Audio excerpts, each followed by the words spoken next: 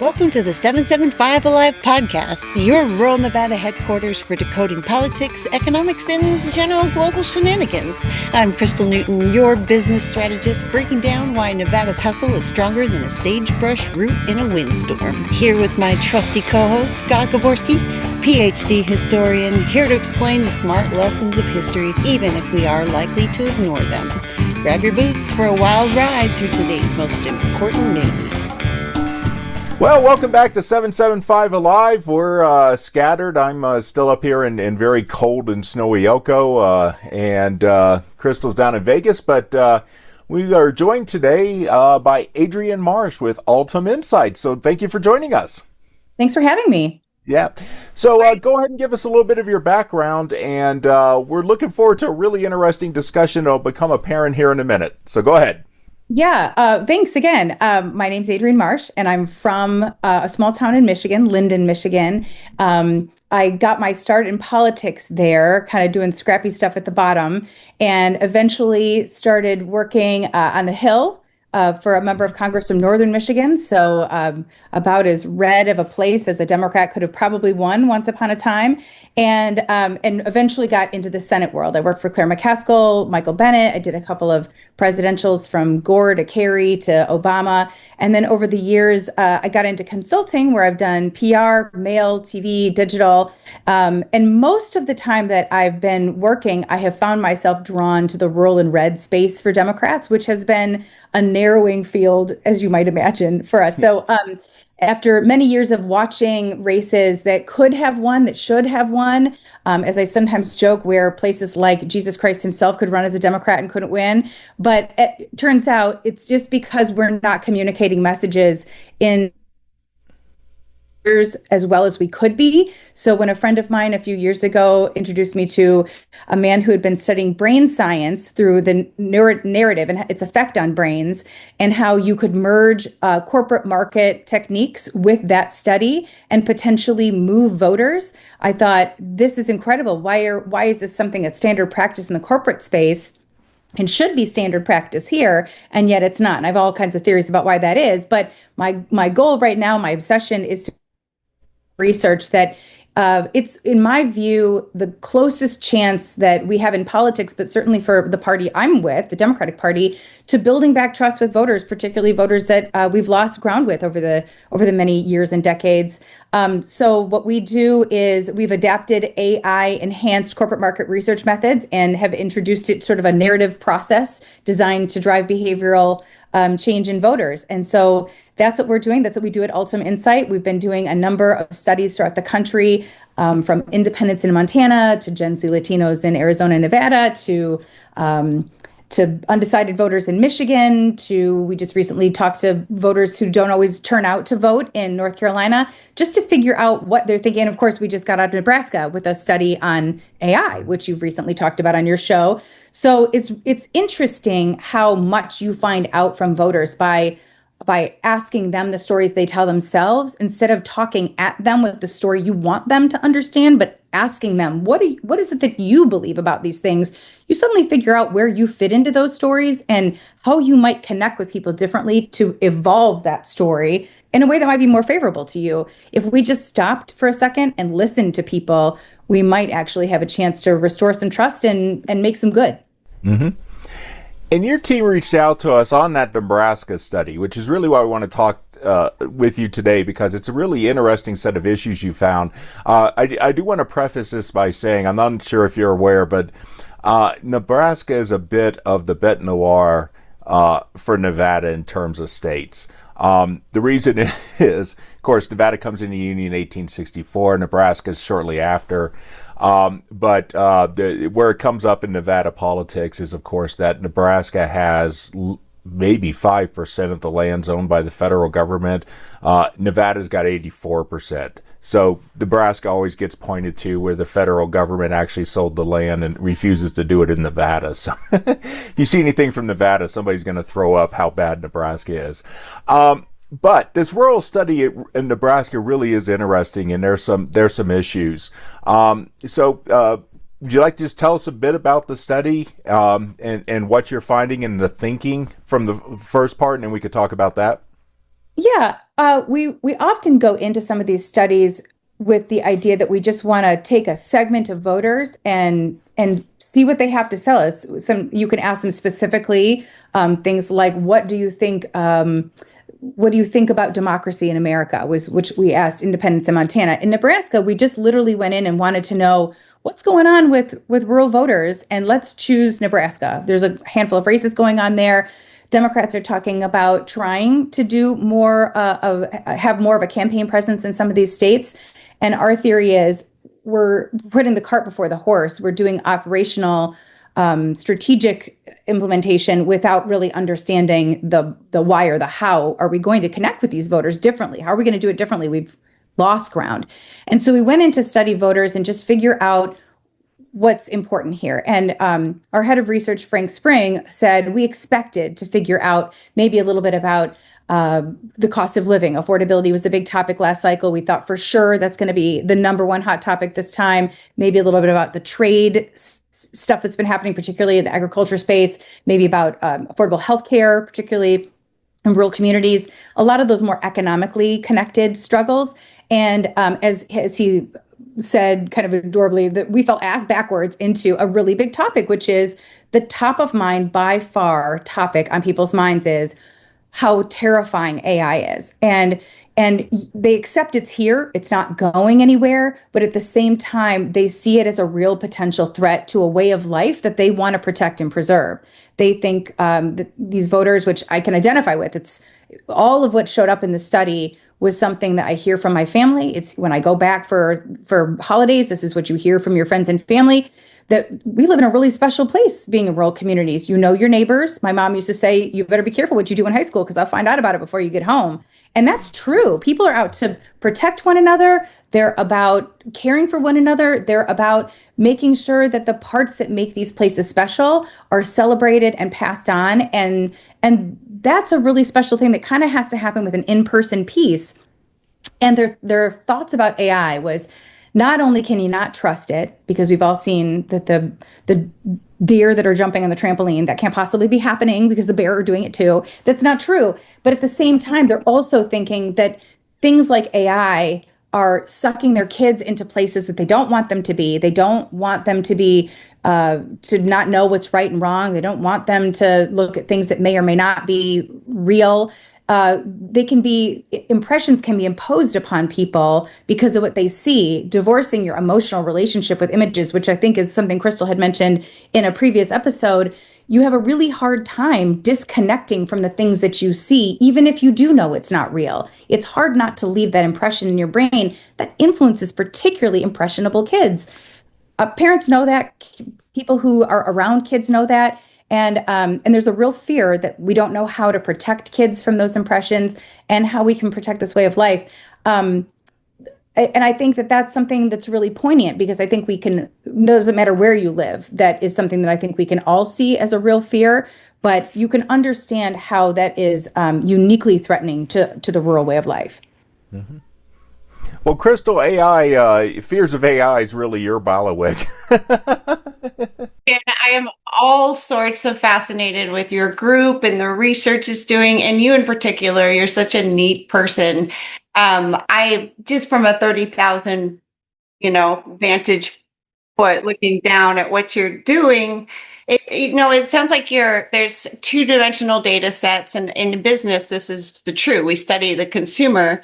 And you get these markers like your ethnicity, your age, your location, your income. And it's in a way a two-dimensional way of looking at people. And what your group does, and correct me if I'm wrong, but you bring in the narrative aspect. So you take all that two-dimensional data and you add this third dimension of what's the narrative that people are following and how is that going to influence their decision making, their purchasing, and of course for you, the voting, right? And so I listened to a bunch of your material last night and you really got the rural nailed down. And I was fascinated to listen to you. And of course you spoke to me because I was like, I'm terrified of AI. She got that. That's awesome. And then you do this data and you deliver it to campaign candidates, and then they try to transform that into policies, platforms. things like that.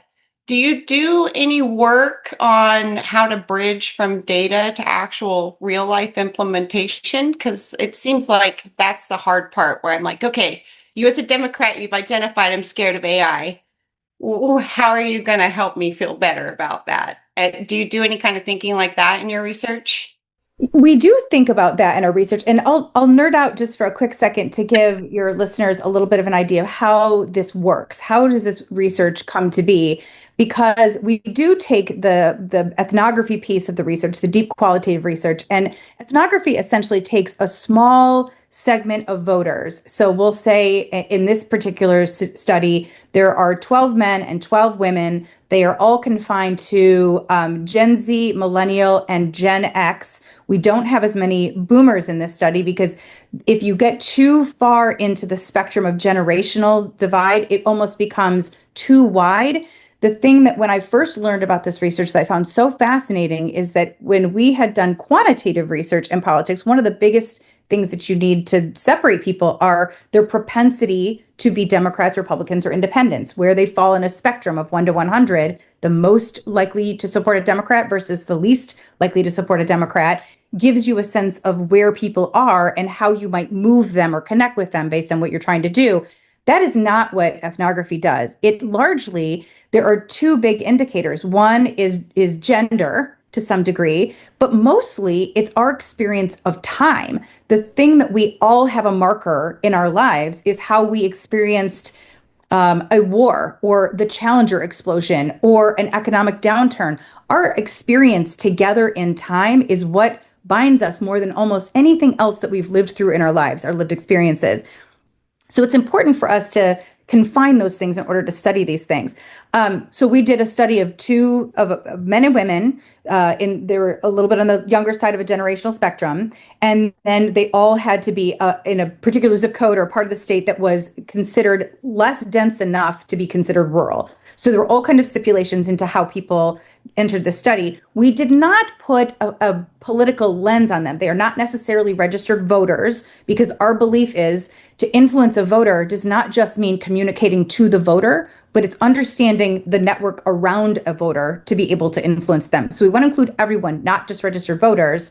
But we also, once we get them in the study, want to understand that we have a pretty split spectrum of Democrats, Republicans, and independents. In this case, we were a little bit shyer on the Democrat, but you might imagine why, because there are fewer of them. And so it's probably proportionate to the representation of a community. So once we get people into this panel, then they spend 4 days with an ethnographer. And the idea is on the first day, you ask them things like, what's important to you? Or what do you do for a living and how did you come to this? Or how many kids do you have and why do you live in this community? You ask big, broad lifestyle value-based ideas about people so that when you get the sample of 24 to 30 people, you have a good sense of what the ties, the through lines are. What are the tie that binds? And I often tell people the reason why we do this is because it's kind of like, I tell people all the time, I'm a big Lions fan. I'm from Michigan, so I'm a big Detroit Lions fan. And if you were to come to me and say, you know what, I'm going to make you a Kansas City Chiefs fan, I would say, absolutely not. And I would literally put on my Lions jersey and I would tell you how much I love Dan Campbell. And there's not a chance that you're going to convince me otherwise. But if you come to me and say, like before we even talk about football, hey, where are you from? How do you spend your time? What did you do growing up? If I eventually get into football, by the time you learn I'm a devout Lions fan, you'll understand what the best case is to make to me about why I might consider being a Chiefs fan. You would know what to connect with me on, and you would have earned my trust to be able to have that conversation. I wouldn't necessarily be coming to you with guns blazing because I'm not coming to you with the fight. I'm coming to you with connection. And that's what we try to do in this 4 days. We start with these big topics, knowing eventually that we are going to plot out this 8-step narrative process. And the questions that we're going to connect with you on over that 4 days are largely going to inform us along those lines. Who do you see as maybe a potential like villain in the world? Who do you think is a champion in the world? What do you think are the most important things that need to happen? What are your biggest fears and threats? By the time those 4 days are over, we understand what an intact narrative or maybe a fragmented narrative looks like in your life. What's the story you're telling yourself about the world? Where do we fit into it? And how might we understand what motivates you to figure out how we might influence that story moving forward? That's the goal of what we do. And so this idea around AI was particularly important because it kind of fits into your question. What do we do about it? How ideally the campaigns are a lot about communicating at people enough to get them to hear an impression and change their mind. So this is another a little bit nerding out, so I apologize that I'm on a diatribe here. But when I first learned about this, another thing that was I found really profound was that a model that's used to influence people in sometimes the corporate space or just generally is what they call the stairway model of behavioral change. And essentially what that does is it takes people from active listening to showing empathy, building support, exercising influence, and then behavioral change. In a normal campaign or in a normal ad cycle, for example, even if you're in the corporate space, is a lot of time just exercising influence and expecting behavioral change. I'm going to tell you what we're doing and why you should like it and hope that you buy the product or vote for the person. But what happens in the stairway model behavioral change is I heard you. I hear what you're saying, what's important. I'm going to show you that I heard you. I'm going to establish trust because I've shown you that this is important and I built it into the thing I'm doing. And now I'm going to ask you to trust me and do the thing I'm asking you to do. And the interesting thing about this model is that this is what hostage negotiators use to get people to change a very strong and committed action. This is someone who's coming to them, they do not trust, they couldn't be more committed to what they're doing. And somehow this very gifted person has to use this step system to be able to build these things. They often talk to them about why they're doing this or what's motivating them, what's concerning them. By the time they get to behavioral change, trust is the through line. And that's what is so important that we need to be building back with voters is listening to them so that that becomes the through line for trust to get them to do something that frankly could have a huge impact in their lives. I sometimes compare it to buying toothpaste. One of the things that we studied a little bit was how ads work into consumer products. And this is not about buying toothpaste. This is about how we fund education for our kids and we make healthcare more affordable and we protect communities and the things that are important to us. If we don't understand what voters need from us, how are we going to change policy in a way that reflects that? Ideally, this does both, helps us communicate with voters better, and then also continues to build on that trust by doing what we say we're going to do through good, smart policy. Right. I realize that was a really long-winded version of what you were looking for, but hopefully that did the trick. And don't worry about nerding out. Crystal has me on a short leash whenever we get into census data, which is a particular hobby of mine.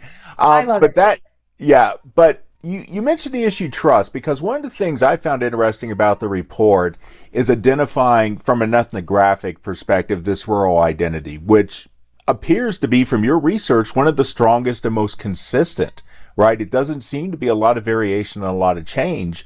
But also at the root of that rural identity is a deep distrust of urban audiences, right? And of urban people coming in. And of course, one of the reasons for 775 Alive is we're trying to bridge that gap within the state, if nothing else, between that rural and urban divide. Can you talk a little bit, before we get into AI, just because that was a fascinating dimension, is that there is something really different about how the rurals perceive themselves versus the rest of the country.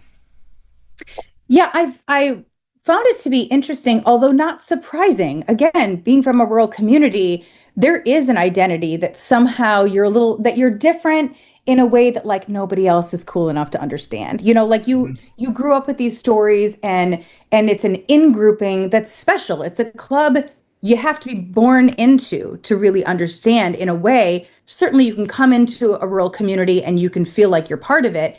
But to grow up in a rural community is like earning a special stripe. And like anybody can become urban, and that's great and wonderful. And there's a lot to celebrate about the urban way of life. I live in Washington, D.C., in full disclosure, and there are parts of it I don't love, but you know, there's a lot of benefits to being here too. And the interesting thing that we found about the study is that there was nothing more, the in-grouping and the identity was the strongest and most common. The perceptions of one another and this way of life was commonly shared in this incredibly intense way, in a way that was far more varied in other studies, where the urbanicity, as we call it, is a little bit more diverse, where something might be a mix of both or it's exurban. The idea that we move this exclusively to this very confined rural segment meant that we got to study it a little bit more closely, but it was also just the shared experiences were very similar, and it was just so celebrated. They really do love being where they're from, and I very much identify with that. The interesting part that I found to be most disappointing, however, is that their perceptions of the Democratic Party was that we were the urban party, and urban wasn't bad per se. It just wasn't rural. And if it's not rural, it's not as good. And I get that. It's something that I hope to change, because when I became a Democrat, I came to be a Democrat because my parents are working class, and there was just a grit about the Democratic Party that meant workers. It meant something like just a blood, sweat, and tears that I found very satisfying. And I'm a Presbyterian. I'm a pretty strong Christian, and I found that the values of the Democratic Party spoke to those values in me personally. I know that's not everyone's experiences, and I don't begrudge anyone that, but there was so much about those pieces that spoke to the rural way of life that we've lost those connections over time. People don't understand that about the Democratic Party, and why that hasn't been communicated effectively, I don't know, but we really do need to get back to articulating that better so people understand that that's a choice they have. Mm-hmm.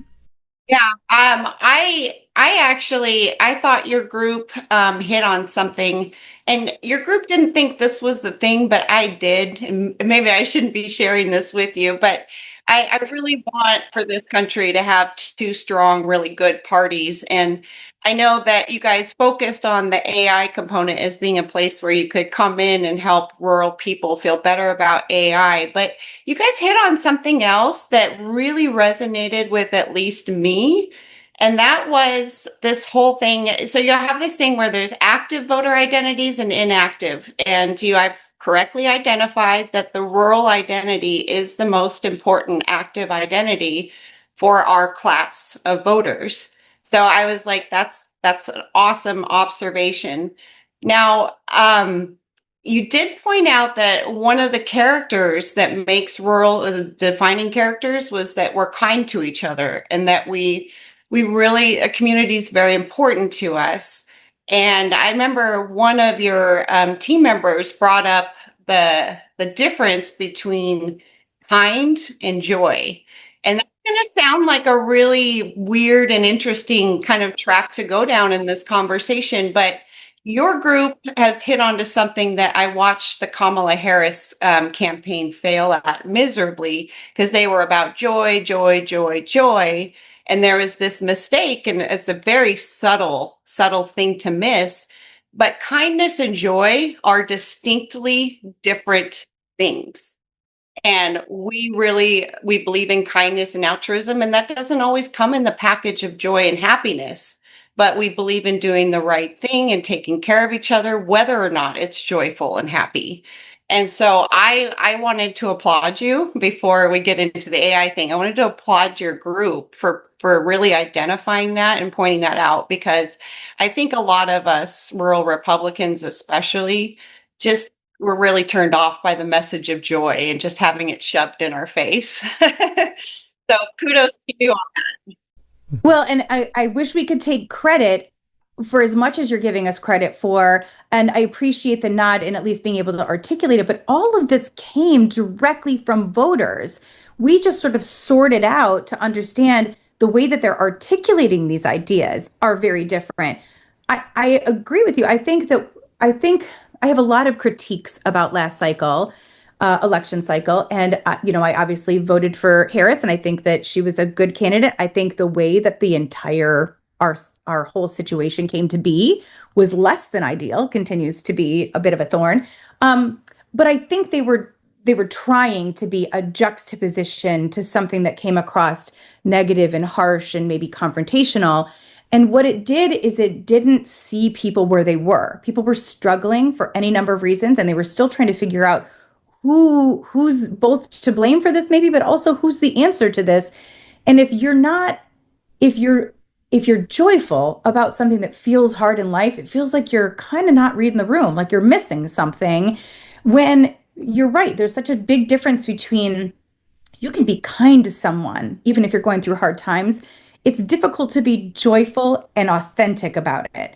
And you can be nice, because we kept saying, people are very clear that they wanted to be kind. Nice kept coming up. They wanted to be nice. You can be nice and still feel some pain in your life, but you can't fake joy if you're going through something hard.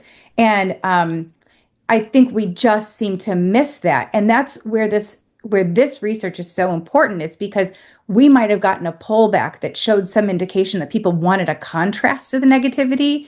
And we took that, we read into it, we guessed. This is the thing that I keep saying, is we don't have to be guessing. We sometimes put out these polls, and polling, by the way, people want to keep saying, what's the problem with polling? Polling is accurate, but there are two things that are wrong sometimes with polling, which is we are often guessing what to put in those instruments. And the people who are guessing are people who have been consultants for 25 years, who maybe haven't left Washington, D.C. in God knows how long.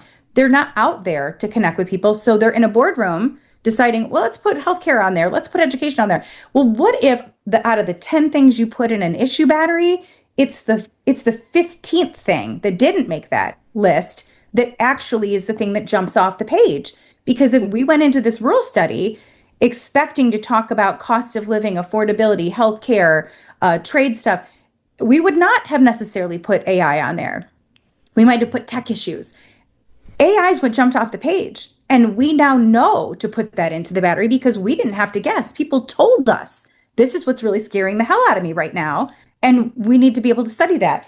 And it's got to work in tandem. We have to do this kind of work because it will tell us people are not feeling joyful. They want something different than that harshness that we're getting from this side, but it has to be mindful that we're all struggling. We can be kind and mindful at the same time, but you have to understand things are really hard right now, and you've got to speak to that. One of the things I'll also just expand on in that regard is that we study Gen Z Latinos in Arizona. And one of the interesting things that we studied is that the group came to us and said, we keep getting information back from our quantitative studies and from elsewhere that affordable housing is a big issue for people. And we keep putting information out to this group about it, and it's not coming back like it's connecting. We're not seeing any movement. Can you study this segment and see what's going on? So we studied this segment, and what came back was affordable housing. It was a big issue, but it wasn't affordable housing like, where does this fit in my budget? How do I afford my rent or my mortgage? Or it was this idea that there was that a lot of sacrifices had been made for them to get to this moment in time, and yet the economy was not set up for them to succeed. They were working 2 jobs and doing the gig economy on top of it. And the idea that an aspirational goal of affording a home was not within reach for them. They were missing the whole story. This was not about affordable housing. This was about affording a dream. And the dream was sort of identified as a house, as an indicator. And talk about a group that surprised us because of their in-grouping. They actually didn't identify as Latino first. They identified as American and Gen Z and then Latino. And because there was such this cultural connection through their generational experience, through kind of this hard time where they weren't mad at anybody about how much they were set up for failure, but they just didn't see anybody advocating for how they might get there. They were willing to work as hard as it takes. They just didn't see that anyone was their champion. Mm-hmm. And if we had spoken to that and said, we want to give you the tools to succeed, and here's a policy that might help you do it, I bet we would have earned a lot of trust. And what was scary about that study is that my assumption would be that group, based on their age and their demographic, that they would be likely Democrats. It turns out if Mitt Romney were running for president, that he would have won all of them over, because that economic conservatism that was pragmatic and functional spoke to them in a way that they didn't believe Democrats could do. that should be foretelling to us. We've got to get it together and connect with people differently. Well, let's and it's interesting you bring that up because of course Nevada is one of the 7 swing states. And Crystal and I have done episodes talking about it, and one of the things that strikes us is that if I could go into the history academic side, this concept of political cultures. I really do think rural communities have a different set of political cultures, whereas Crystal mentioned, if you need something done, you go out and do it. And just get it done. And the more urban perspective, I think, for a lot of us is if you need something done, you put together the group, you lobby people to get it done for you. And I think that's a big dynamic. But I think where that ties into this AI issue, which is interesting because you phrase it throughout this report of this fear that AI is undermining that rural identity. How do you see AI doing that from the research you've done so far? I mean, it really kind of comes down to both. I think it's probably 2 things. If I had to nail it to a simple idea, one of them is just this lack of being able to understand what you can trust and what you can't trust. What can you believe and not believe? Who's out to get you and who's not? There's almost like this predatory feeling about it. One of the things that we asked, as you might recall from the presentation, was that we asked, when was the last time basically things felt better to you? When was the last time that politics felt better to you, but generally that life was better?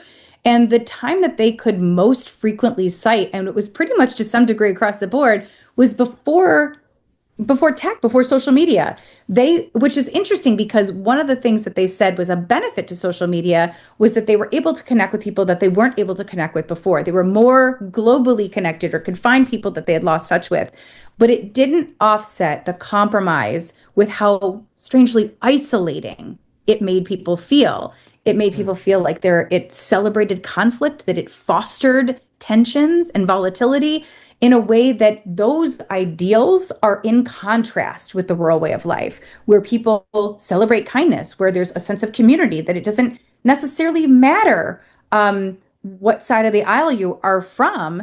You look past that because you know people, and those connections are often compromised behind the anonymity of like a name, a moniker or handle. And people can not be mindful and respectful in those spaces because they're not accountable to themselves and the impressions that they are left with. Because in a rural community, your reputation, the identity that you have personally is something that holds its weight in time. You can't, if you show that you are a kind person, you're known in your small town for being a kind person. If you're persnickety or disrespectful, you got to live with that, and you suffer those consequences. So you're highly incentivized to be kind and connected and community focused in a rural community because the consequences are lasting in a way that in other communities are not. And to some degree, social media and heavily influenced with this heavy distrust tonal influence of AI over top of it just exacerbates that idea that there are no consequences for not being honest and truthful and authentic. That is in direct contrast with everything that rural communities celebrate. So I think that's one part of it. I think the other is just this idea that you get something more out of in-person connections. There's an element of perception that you get in hearing someone say something and feeling the emotive connection to that, and being able to communicate back and forth. There is just a connectivity about in person that is valued, I think, in some of these communities that we heard over and over and over again in this study. You just lose that in tech generally, but AI is just a direct threat to it because it's all fake. They assume everything's fake, and they're not sure what to tell their kids about what to make of that, but they're terrified about what it's going to do in terms of compromising values, critical values. Go ahead, Crystal. As usual, I'm very impressed with the depth of thought, and so aptly named business. Well done. I wanted to ask kind of a fun question, if you're open to it. Do you have predictions for this year's midterms? Do I have predictions? Yes. Oh, I'm You're the one looking at everything on deep level. What are you seeing for this year? I keep saying we've been prepping for midterms all last year, so I'm like, it is this year. Here we go. I I have mixed feelings about this. So my prediction is that that Democrats will do well. I have to say, as in full disclosure, I'm a worst case scenario thinker that likes to be pleasantly surprised. Yeah. So I will. I'm saying that because I keep hearing we're not going to have a problem in the House, and that there's a chance we can win back the Senate. I like to think we should always run like we're gonna lose, and so I predict we will probably do better than I thought we were going to do a year ago. But I also think that we should not take that for granted. And I also want to remind my party, and not to sound too pessimistic, but a lot of the reason why we're even in this position to some degree is because, and I hate to say this to Republicans because I feel for you. I think that this is probably not an easy moment in history for many people who are conflicted about what's going on within your party. I empathize with that on my own. But to some degree, Democrats are in a position to do well because the other side is to some degree punched themselves in the face a couple times. I mean, I don't know that it's fatal, but there are some things not going as well as they could for very similar reasons. I think they're overplaying a hand in to some degree. And I think that there are probably some independents being shaken loose. It might be motivating Democrats. It might even be resulting in some Republicans staying home. I have no idea. But if we win, that will be why. It will be because not because we've done something right. It's because we're enjoying something happening wrong on the other side, which that will not always be the case. And it should be a forewarning to ourselves that that cannot be something that you rely on. That's not a strategy to wait for the other side to beat themselves in the face. My husband, being a football fan, he's always like, we need a turnover right now. Well, you can't, that's not a good way to win games, is to wait for the other side to give you the ball. That's not the way that this works. I understand it's something to celebrate. It's always fun when it happens. But the point is you have to be more strategic. We have to be smarter about this. We have to start getting it right if we're going to earn back trust. We can't just always wait for the opportunity to hand us something delightful. I don't know if that really answers your question in the way you want to, but that's Does. where I am. For us on our side, like the Jasmine Crockett type characters are a little bit puzzling to us. And I don't know if on your side she makes more sense, especially from your, data analysis perspective.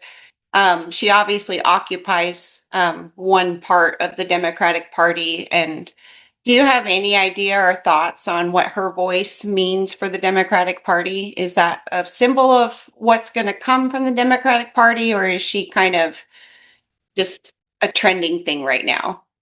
I think it's interesting because I think that there are leaders within our party who have strong voices, like AOC, and I think that there are, I think they probably represent their constituents well. I think they also, because of the places that they're running from, often talk about issues and maybe even approach challenging, I guess, arguments in a way that resonate with a lot of progressive Democrats in a way that makes them feel strong and really just strong emotions. And I think to some degree, when you feel like you need a voice that represents you and your representative maybe does not, if you're a loud and proud progressive Democrat from Nebraska and your representative is either Republican or maybe a moderate Democrat who is saying things that represent and are in line with where you're from, but you personally feel something much deeper, and someone like her is saying things that speak to you, then if you were to take all of those people from all over the country who are missing that light, that fire that they want in someone else, then you're kind of coalescing that spectrum of the Democratic Party in a way that feels big And to some degree, people do need that. They need that inspiration. They need the motivation. And it's great that these candidates are benefiting from that so much because they're raising all kinds of money. They're getting great profiles. I think that's great. To say that that represents the Democratic Party in every situation, I don't think that that's the case. And I think that's part of how we've lost ground as a party is that when we don't convey that we have a broader, deeper, and more whole spectrum of our beliefs and the things that we represent and in the ways that we communicate these things, then the default is that that is what we are. And that, I think, to some degree is the problem. I think it's great. I think what's being said is inspirational. I think that there is a grittiness and she represents fight in a way that Democrats don't feel like we're doing anymore. I get why that's celebrated. It just needs to be articulated as an approach for what it is. And I think that is to get people excited and to show that there is some fight for that part of the party, but that is not the party as a whole. The party as a whole still needs to represent places like Nebraska and Nevada and Michigan. There still has to be a place for that too. And fight isn't what they need. What they need is thoughtful, mindful, kind, connected policy that meets the needs of our communities. Salacious fight is just not what we need in those parts. And that, if I could go back to this AI thing, because I think you touched about something earlier before we got onto the prediction thing. One of the things we're finding more and more is I think the term AI is used as a black box. But there are different versions of AI. So one I think that's generating a lot of concerns rightly is the chatbot model based on the large language models that, right. Nobody's really sure how this is being put together. Nobody's sure how it thought. But I think the other problem is that some of the trust that's gone on, and Crystal and I have talked about this quite a bit, about the use of AI in sort of the government sphere. To analyze massive amounts of data. And one of the problems is rural communities already have relatively negative experiences with how data is constructed to look at rural areas. So just one brief example, of course, the Census Bureau American Community Survey estimates for 2024 are going to be released here anyway, at the end of the month. The problem is, if you're in an area that's more than 100,000 people, which is cities and states as a whole, they can compile those estimates every year. But if you're in rural communities, the statistically, there's not enough people to compile them every year, so they do 5-year runs, right? And what that means is this data that's getting ready to come out for some place like Elko County, 60,000 people, roughly, is going to be estimating a population based on population data all the way back to 2019. So pre-COVID. So in this big discussion, for instance, of where people are moving in the country, if they're moving to rural communities, that's not being shown in the data because how the data is structured. So I think there's also a concern that, and a lot of places have been fighting that dynamic for years because so much funding and stuff is tied to these numbers that are sort of skewed against rural areas. And now you're going to add an AI who can't even look at it and say, this doesn't make any sense. Our city has, for instance, more water connections than the Census Bureau is saying as households. How does that work? The AI can't take those sorts of things. So I guess my question in this is how are the future parts of this study going to, in a sense, disaggregate AI? I mean, it's a tough question. I don't know as much about the census data as I'd like. I think it's fascinating. I think, and the paradigm you're talking about, the challenges that rural communities are facing in terms of what they do and don't get has been something tied to so many policies at various parts of the government that it doesn't exactly favor communities like this for all kinds of reasons, but data is largely behind most of it. Some of it is budgetary structures and all that nonsense. But I think one of the things you all talked about in the AI episode that I watched was how AI is used to some degree, kind of like parenting was the correlation that Crystal was making, that you can influence a child by what you give to the child, the experiences that you give to the child. I mean, that's not true in every single way across the board, but by and large, the kind of things that will be important to them and the kind of ways that you can influence their trajectory in life has to do with what you provide them.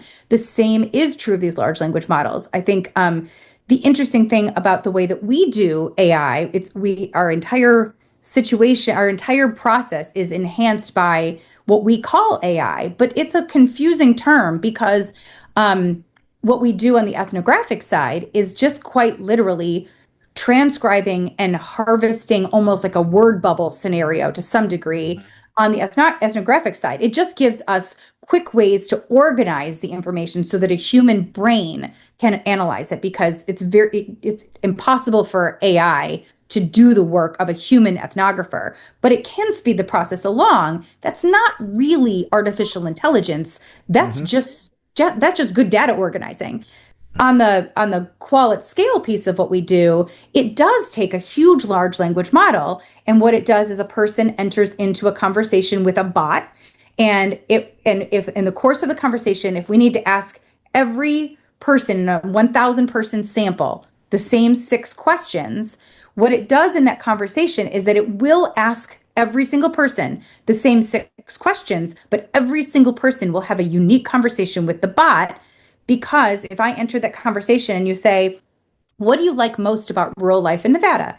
Then what I might say is, I really like my neighbors. And so the bot will ask you, if the first question is to find out about your values, it might say, tell us what about your relationship with your neighbors has really fulfilled your value set. And that is how the conversation will evolve. It's intuitive, but it's harvesting all of that connection point, because somewhere in the large language model, it will understand that the series of words it needs to say in response to what you've just said is how it bridges you to the next question. It makes it seamless and human. Now, the interesting thing about this, which is just a side note, is that the bot communication with people has been fascinating to watch, because people will understand that the conversation with the bot is with the bot.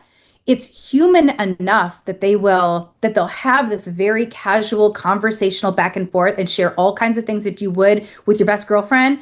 But at the same time, they know it's a bot, so they will share things that they wouldn't share with their girlfriend because they know it's not human and it won't judge them. There's a confessional quality to it that has been a really interesting thing. The crazy part about it is that it's better at evolving a conversation than it is about analyzing the conversation, because how you ask it to look at that conversation is how it will interpret it. So until we get better about not just using millions and millions and millions of conversations to inform how a conversation should work, we have to tell it. We have to give it the instruction it needs to be able to ask it, what did I mean? And that part we're still really far behind on, as far as I can tell. I mean, we're coming light years ahead. The bell curve is terrifying, but at the same time, it still can't do so much. And I fear that places where you just don't have the same resources to advocate for that kind of asking, they're going to get left behind, because it's going to prioritize. It's kind of like my mom used to tell me about standardized testing in urban schools, that it would ask questions in the standardized tests that kids who were like maybe less advantaged in urban places couldn't possibly know the reference points, because they would never experience some of the things that they were being asked about. So it was unfair to them. The same thing is true of rural communities when it comes to some of this data advocated policy making. It can't possibly represent people where there are fewer of you involved in how it's coming to be. So you're automatically lacking advocacy because you're not involved in how the ingredients are getting baked into the pie. Yeah, that's really good. I mean, that's my theory. Don't take that to the bank. Well, it's a good one. And it reminds me, of course, the problem with IQ tests. So when they're developed right before World War I, as a military recruiting tool. You go into these urban communities and you show them different farm animals, and of course they can't answer it. So this becomes a myth that, urban people are less intelligent than rural people. I know you're up against a hard deadline. This has been interesting. So first of all, thank you very much for joining us. But do you have any, if anybody wants to find out more or get in contact with you, how can they go ahead and do that? Yeah, I mean, our website is Altum, Altum-insight.com. And at this point, one of the questions that Crystal asked early on was, what is it that we hope to get out of this? And truly, I think the important part about what we hope to do is just simply impact, that we know that this is a tool that gets us closer to voters and brings voter sentiments closer to influencing politics and policy. And politics is always about power, who has it, who wants it, how we're going to go about getting it. And over time, somehow the ability to manipulate voters by talking at them has shaped politics in a way that's removed voters from being central to that power structure. And the nice thing about the preamble is that we don't have to guess what our forefathers meant about who should hold power in this country. It is the people. And so anything that we can do to restore power and voice to people is something that we should be doing. And we believe that this kind of research does that. It's integral to all of us on all sides and everything we do. Crystal, you saying that both parties should be strong, it's everybody's best interest, because this is the only difference between Republicans and Democrats, is that we have a different idea, a philosophy about how we should run the government. We all believe that that our democracy should, and this republic should be well run, and it should be providing answers to the way that we live our lives. It should be a tool and a resource to make our lives better. And until we get back to putting that power structure with voters, we're going to continue to just be at a race to the bottom, which I could go on and on and on about. But I appreciate that you all are willing to have a Democrat, talk about crazy things on your show. I think that we need to have more of these dialogues where people who just have a different idea about how to run the government can come together just to say, we need to all be doing a better job. Yeah, we're in a representative democracy. I think, quality data leads to really appropriate representation. I don't think either side's getting really good representation. And I'd like for both sides to get to a place where both people feel like they're represented. We're less likely to go to war. We'll be more productive. Quality of life will go up. That's just good common sense. Mm-hmm. Absolutely. Well, again, Adrian, thank you very much. It's been an interesting conversation, and maybe in a couple months we want to follow up, because that'd be interesting, because you've got some more stuff coming out on this, so it might be interesting to follow it. But until then, Adrianne Marsh with Altum Insights. I'm Scott Gavorski. And I'm Crystal Newton. Thanks, we'll Scott. See you around the 7-7. Oh, thank you. We'll see you around the 775. Take care.